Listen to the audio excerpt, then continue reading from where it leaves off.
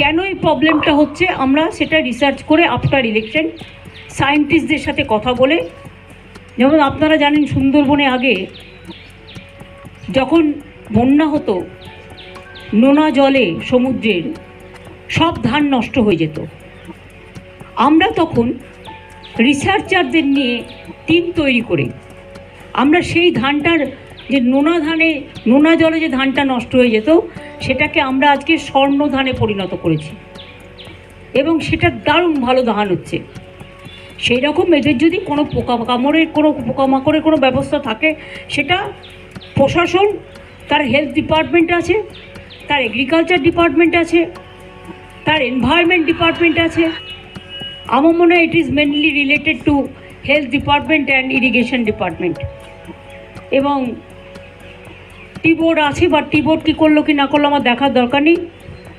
আমি যারা পাতা বিক্রি করে এই চায় বাগান থেকে তুলে, বটলিপ প্লান্ট আছে, তাদের কাছে আমার আবেদন থাকবে সবটাই সংশোধন করার ওদের একটা সুযোগ দেওয়া হোক। ইলেকশনের পরে সব ডিপার্টমেন্টকে প্রশাসনের মতো ওদের সাথে বসে সিদ্ধান্ত নেবে। এখন যাতে ওদের ব্যবসা বন্ধ না হয়, কর্ম বন্ধ না হয়, সেদিকটা দৃষ্টি দেওয়ার জন্য আমি সমস্ত প্রশাসনকে, উত্তরবঙ্গ জেলার প্রত্যেকটা প্রশাসনকে অনুরোধ করছি যে বটলিপ প্ল্যান্ট যেগুলো আছে তাদের বলার জন্য এদের চা পাতাটা কেনা যেন বন্ধ না করে।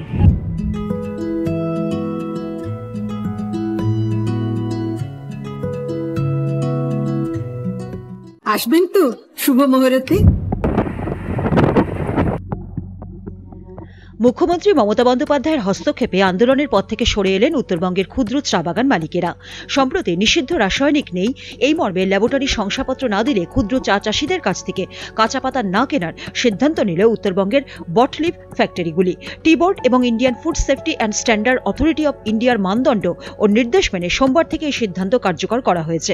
এর প্রতিবাদে সব ছোট চা বাগানগুলি বন্ধ করে উত্তরবঙ্গ জুড়ে আন্দোলনের প্রস্তুতি নিচ্ছিল ক্ষুদ্র চা চাষিদের সংগঠন। বিষয়টি জানতে পেরে হস্তক্ষেপ করেন মমতা বন্দ্যোপাধ্যায়। এদিন তিনি চা চাষী সংগঠনের প্রতিনিধিদের সঙ্গে বৈঠক করেন। পরে জানান, প্রশাসনের তরফে বটলিপ কারখানাগুলোকে অনুরোধ করা হবে যাতে পাতা কেনা বন্ধ না হয়। এটা মানবিক কারণেই করা হবে। ভোটের পর বিষয়টি নিয়ে সংশ্লিষ্ট দপ্তরগুলি দেখবে।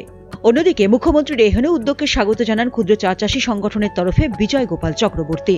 তিনি জানান, মুখ্যমন্ত্রীর আশ্বাসে তারা আন্দোলনের পথ থেকে সরে আসতে চলেছেন। তবে বিষয়টি নিয়ে চা চাষীদের সচেতন করতে তাদের আরও 2 বছর সময় লাগবে বলে জানান তিনি। আজকে আমাদের এখান থেকে আমাদের আজকে শিলিগুড়ি যাওয়ার কথা। শিলিগুড়িতে উত্তরবঙ্গের 7টি অ্যাসোসিয়েশন মিলে বসে সেখানে আমাদের আজকে একটা চরম সিদ্ধান্ত নেওয়ার কথা ছিল যে আগামীকাল থেকে আমরা সমস্ত বাগান বন্ধ করে দেব এবং ওয়ার্কারদেরকে নিয়ে আমরা মেন রাস্তায় জাতীয় সড়কে আমরা বসে পড়ব। কিন্তু মাননীয় মুখ্যমন্ত্রীর আমাদের হস্তক্ষেপে আমরা এটাকে প্রত্যাহার করতে বাধ্য হলাম এবং মাননীয় মুখ্যমন্ত্রী মাতৃসুলভ এবং মানবিকভাবে এবং যেভাবে স্নেহ আকারে উনি আমাদের এই সমস্যাটা সমাধানের জন্য নিজেকে এত সুন্দরভাবে বললেন, তাতে আমরা অত্যন্ত আশাবাদী এবং আমরা মনে করি আগামীকাল থেকে মাননীয় মুখ্যমন্ত্রীর আদেশ অনুসারে আগামীকাল থেকে সমস্ত বটলিপ ফ্যাক্টরিগুলো অনুরোধে আগামীকাল থেকে কাঁচা পাতা নেবে।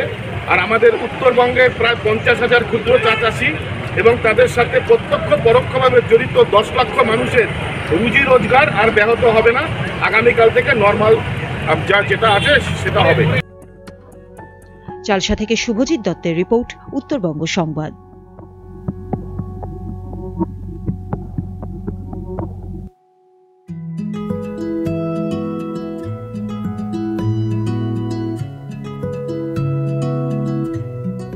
আসবেন তো শুভ মুহূর্তে।